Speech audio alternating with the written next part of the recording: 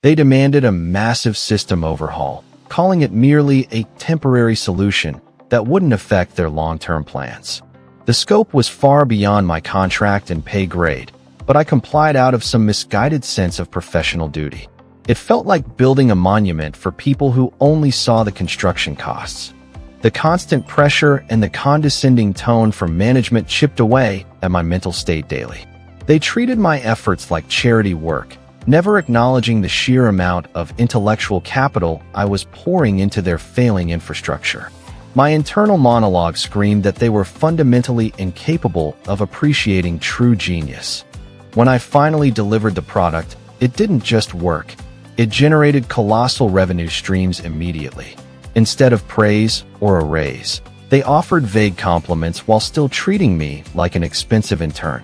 They couldn't fathom that my temporary fix was actually their permanent lifeline. My contract ended, and they offered an insulting bonus that barely covered my last month's utility bill. They reiterated the temporary nature of everything I had built for them. It was the final, petty jab that snapped something crucial inside me. The debt owed to my professional self finally outweighed their meager cash offering. I had ensured that every line of my code was locked down and inaccessible to them from the outside. Then, I set the timer, knowing exactly when their temporary solution would become critically permanent. The system would fail with a specific, deeply humiliating error message. The moment the timer hit 0, the whole system sputtered and died in front of their executives. A massive red banner flashed across every monitor, declaring the failure loudly. Critical error, overclock collision, temporary solution no longer temporary.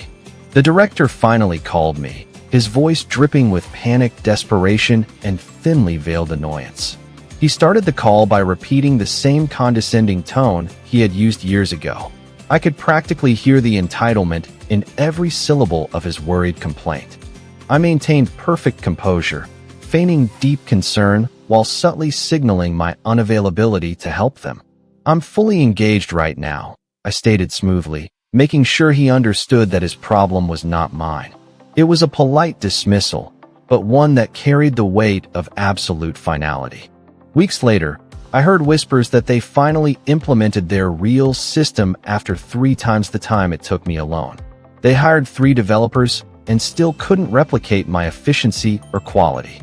The irony was a sweet, perfect taste of professional revenge.